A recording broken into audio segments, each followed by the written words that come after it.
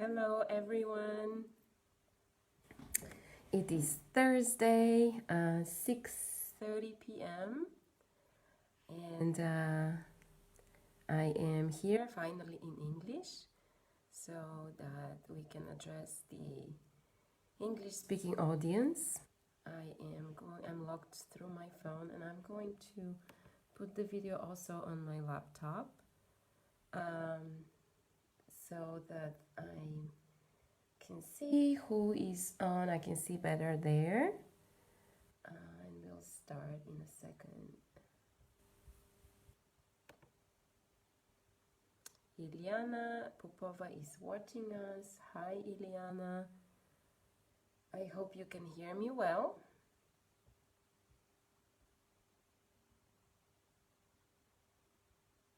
Okay.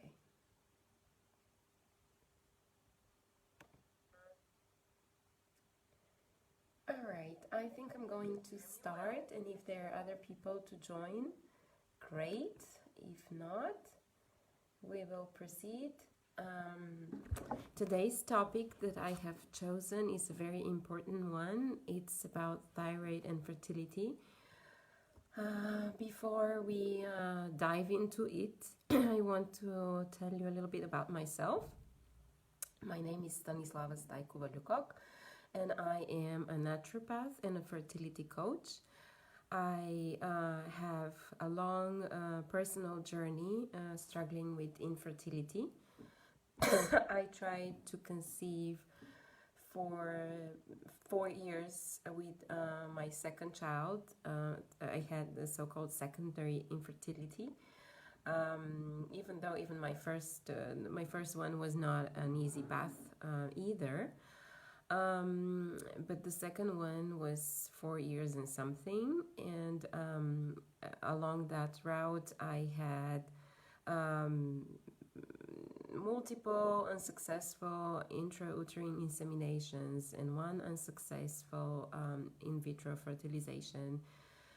And finally, after implementing a lot of changes in mine and my husband's life, and having a healthy lifestyle and diet and a toxic clean environment, we pretty much revamped our household and our lifestyle after the failed IVF, and I conceived naturally at the age of 44 and gave birth to my second son, Julian, 2 months before my 45th birthday. So it is possible to have your dream baby regardless of your age, regardless of whatever your diagnosis was, if you are determined to get there, and if you want to change your health and improve and implement a lot of healthy habits in your life. I see Lily's here. Hello, Lily. So I want to jump right into the topic of thyroid and fertility. And I don't know if you have noticed, but I prefer to always talk about fertility rather than infertility. I just think it does something to your mind if you talk more about fertility than infertility struggle. The thyroid is a master hormone in our body. It's the controller of all other hormones. It impacts very significant body processes like digestion, metabolism, immunity. It impacts the fact that you are feeling rested or tired. It impacts your sexual drive. So it's a very, very important hormone, and it is directly having an impact on the so-called sex hormones on your reproductivity due to the so-called HBO axis, which is the hypothalamus, pituitary, and ovaries. those three organs correspond with each other. In men, the thyroid is directly affecting the testicles. So maybe I will give you a little bit of the big picture of what's happening, how there are various thyroid hormones involved, secreted by different organs, and various transformations happening in the body before the final active T3 hormone that is actually used by our cells is produced. So the hypothalamus releases the so-called TRH, thyroid releasing hormone, and it signals the pituitary to produce thyroid stimulating hormone, or TSH. After the pituitary secretes this TSH, the thyroid gland that is located here on your neck produces T4, about 94% T4, and T3 about 6%. T4 and the T3 are the actual hormones produced by your thyroid gland. T4 is the inactive hormone. T3 is the active version that our cells actually need in order to function. The conversion of T4 to T3 takes place about 80% in your liver and about 80% in your gut. So optimal function of the liver and your gut, your microbiome is key in order to have healthy thyroid hormones. Not to mention that there are a lot of important nutrients that are involved in these various conversions, starting with the hypothalamus, pituitary, thyroid, liver, gut. So some of the important nutrients that are involved in these conversions are zinc, magnesium, vitamin B2, vitamin B12, vitamin D, selenium. And if you are deficient in any of these nutrients, your thyroid might not be functioning properly at 100%.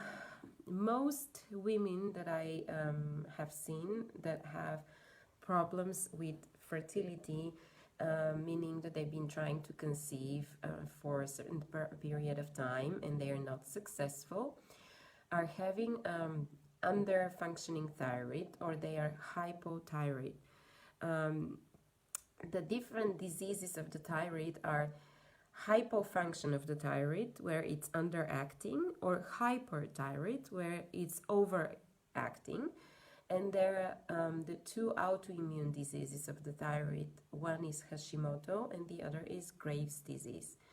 In Hashimoto, patients are most of the time in the hypofunction, but symptoms can vary up and down between hypo and hyper.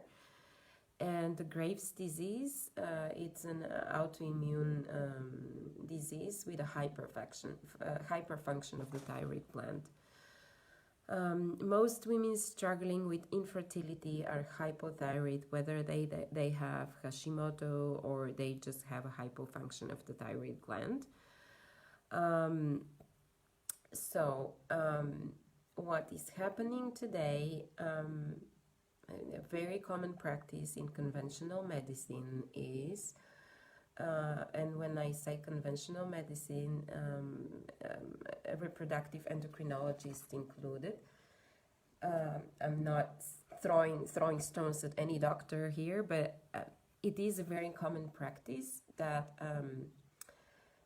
when they decide to test for thyroid function, they only test the TSH hormone, the thyroid stimulating hormone, which does not give us the full picture of what's happening with the thyroid. So it is very crucial when you are trying to investigate, you've been trying to conceive for a certain period of time, and it's not happening. You have to get your doctor involved to test your thyroid, and the complete panel should include TSH, T4, T3, free T4, free T3, and reverse T3. This way, we will know where in the whole chain of conversions that I described, starting with the hypothalamus, ending with the gut, where the problem occurs. Is it the pituitary, which is a very rare case, or is it the conversion from T4 to T3, or is it too much T3 so that the reverse T3 is elevated?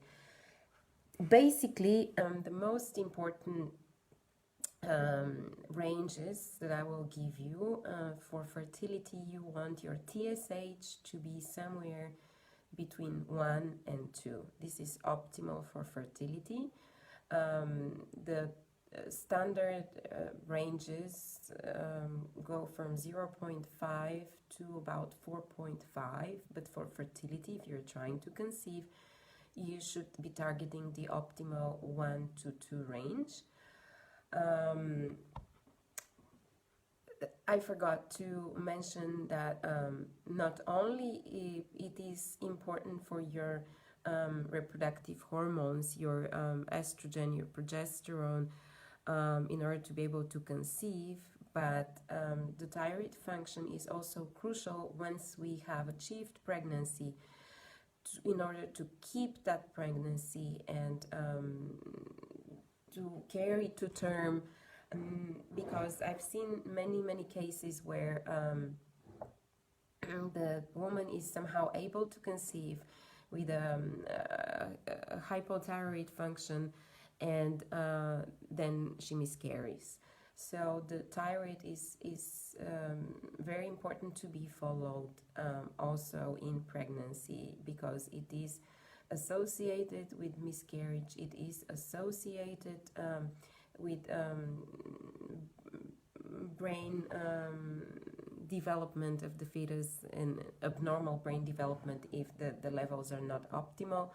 It is associated with abnormal birth weight. So it's crucial again to test the whole thyroid panel. I think that if you are trying to conceive and your thyroid is not looking good, you should absolutely start a thyroid medication. The thyroid medication is just a support for the thyroid. It doesn't mean that there are no natural ways, natural things that you could do to support your thyroid, and we'll talk about this in a minute. But being on medication when you're trying to conceive and your thyroid is not optimized, and the target is again TSH between 1 and 2, it's very important to be on the medication. And then you can start also implementing lifestyle changes to support yourself. And now let's talk a little bit about the lifestyle changes that you can introduce in your life to support yourself. The first I want to talk about the diet. Very, very important when it comes to what to eat and what not to eat for thyroid health. I have a spreadsheet here that I'm trying to open for myself. Sorry. Because all hormones are made of fat and protein, first introduce healthy fats in your diet.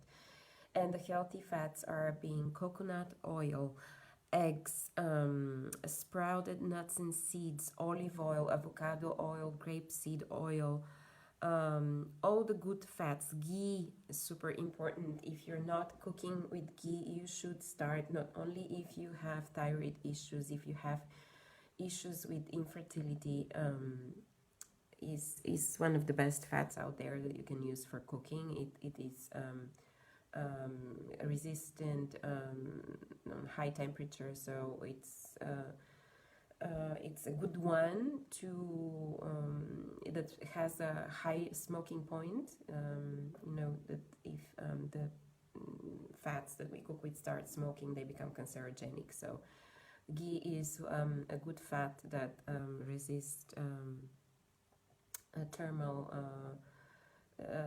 temperatures that are higher. So good fats in the diet. Protein, super important. You should be eating protein from wild-caught fish, pastured poultry, grass-fed meat, organic possibly. Then the other thing, talking about diet, there are certain vegetables that are not doing good to the thyroid, and those are all the vegetables of the cruciferous family. Those are broccoli, Brussels sprouts, cauliflower, spinach, kale, radish. Those preferably should be eaten cooked or fermented if you have thyroid issues. Just because the cruciferous vegetables are influencing the production of the thyroid hormones, either decreasing or increasing, so they wreak havoc on your thyroid. They are better consumed, cooked, or fermented. Avoid soy. Soy is a thyroid disrupting substance, and you want to avoid that by any means. Avoid gluten. The gluten can be avoided for many reasons, but when it comes to the thyroid, the protein in gluten mimics the thyroid protein, and it exacerbates the condition of an unhealthy thyroid. So it's better avoided. It exacerbates the Hashimoto symptoms. So it's better avoided. When we talk about the diet, we talked about the soy, the gluten. Oh, very important. Consuming sea vegetables because they are rich in iodine, and iodine is one of the substances that are crucial in the production of the thyroid hormones that are needed by your thyroid gland in order to produce T4. I don't recommend taking iodine as a supplement because easily the iodine supplement can go both ways. It can improve somebody's condition, but it can also deteriorate. That's why you should be getting iodine through your food sources, and those are mainly sea vegetables. Spirulina is a very good one. Now we come to the toxic-free environment. The American Consumer Protection Agencies says that there are, on the average, about 150 chemicals in each household that are containing endocrine disruptors. So you want to avoid all those toxic chemicals in your daily routine. So here I recommend just get rid of all your toxic detergents, cleaning chemicals, and review your cosmetics, review your toothpaste, throw out everything that has fluoride, because that also is very detrimental for your thyroid. Chlorine as well. You should be filtering your water, especially for the ones in the US. You should be filtering the chlorine, and you should be filtering the fluoride.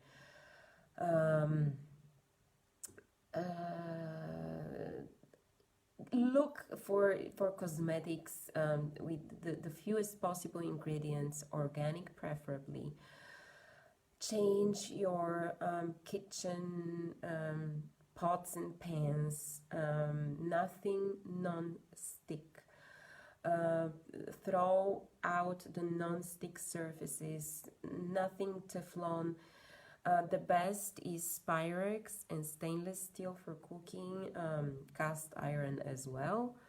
You don't want also to have any plastic in your kitchen because the plastic contains phthalates that are strong endocrine disruptors, and they are putting the plastic in order to increase the flexibility of the plastic. They are also in some of these chemical detergents to give long lasting odor or smell.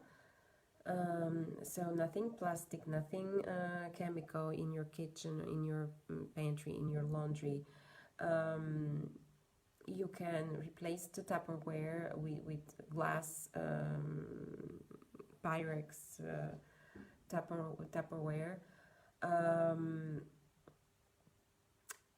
Try to have toxic-free environment at home as much as possible. Personally, I only clean with water and vinegar at home. For very polluted surfaces or greasy surfaces, you can use some baking soda first. Let it sit with a little water sprinkle, and then you can clean with a solution of 1-to-1 water and vinegar. You can use a white distilled vinegar. Anything else would be petroleum based, so try to use the white distilled vinegar. And you can clean even the dirtiest, greasiest surface with this solution. Get rid of the toxins and try not to stress. Stress is another big factor that will exacerbate malfunctioning thyroid. So overworking, stressing is not good for your thyroid. So chill out, relax, find your way to, go into a Zen state of mind, meditate, walk in nature, pick up a hobby, sport, super important. An interesting fact that I recently learned,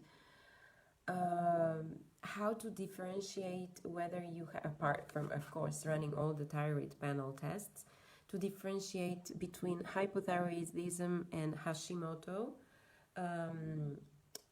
If after sport you are feeling refreshed, and you know you have a hypofunction, you are just hypothyroid. If you are exhausted after exercising, you most probably have Hashimoto. And talking about Hashimoto, I think I forgot a very important part in the thyroid panel. You need to also test for the thyroid antibodies, thyroid globulin and thyroid peroxidase.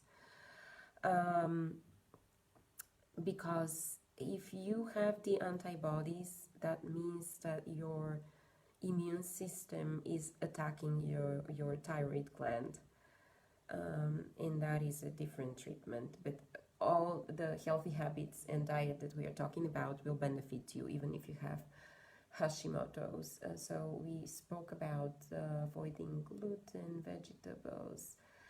When we talked about the healthy fats, I forgot to mention a very, very important supplement that will greatly benefit your thyroid, and that is omega-3 fatty acids. I recommend omega-3 fatty acids through fermented cod liver oil because it also contains vitamin A and vitamin D, other important nutrients for your thyroid. So great supplement for your thyroid health. Health is the cod liver oil.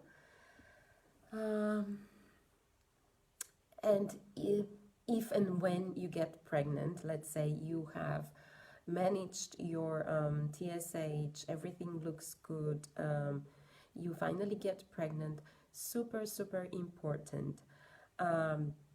Start checking your thyroid week 5, week 6, week 7, week 8 of pregnancy. I would really, really do that. I myself, I have subclinical hypothyroidism, and when I got pregnant, I made sure that I stayed on the top of it, because it if it's not controlled, usually what happens is when you get pregnant, your TSH will jump a lot again, and usually the reproductive endocrinologist will up your dose with about a third. It's super important to manage it right away in pregnancy, because it can lead to miscarriage, and also your embryo, your fetus depends on the optimal level of the thyroid hormone. It does not produce its own thyroid hormone up until maybe I think it was the 11th week of gestation. So super, super important to manage and monitor your thyroid hormones once you get pregnant.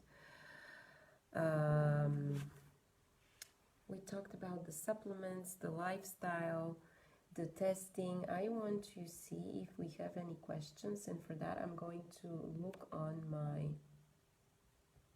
laptop, because I somehow don't see the participants and the questions on my phone. So I'm sorry, I'm gonna go here and see if anybody wants to ask any questions.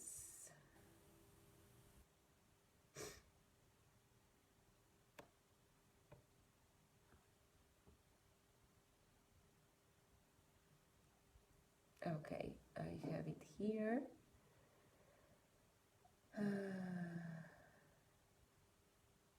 And when we are talking about testing, for those that are in the US,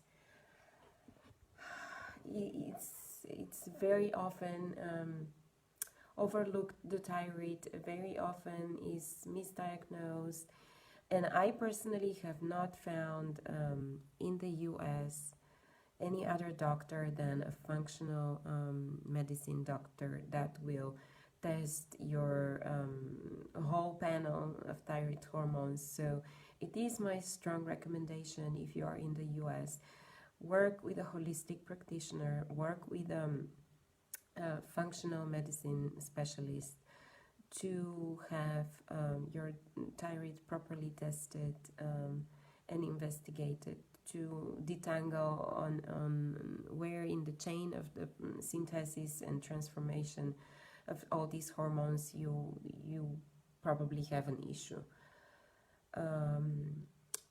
I am going to look one more time for questions, and if there are no questions, I will wrap it up.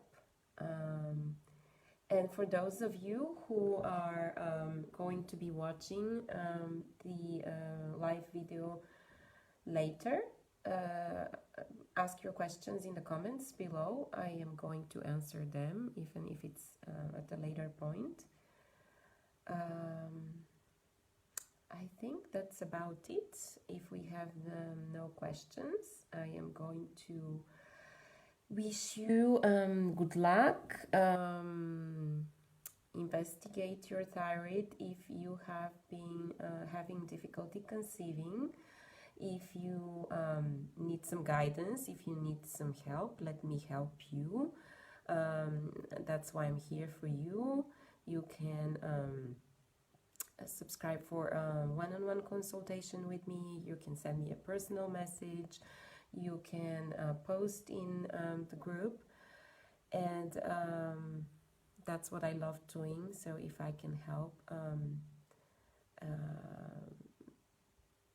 a couple or just a person, any of you, please let me know. I'm here, pick my brain. I don't think we have any questions, so thank you so much for listening. I am going to try my best to pop here more often and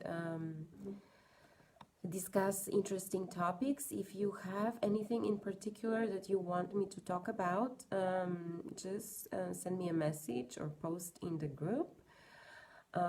Thank you so much, and you have lovely rest of the day for the ones in the US and a lovely evening for the ones in Europe. Thank you and see you soon.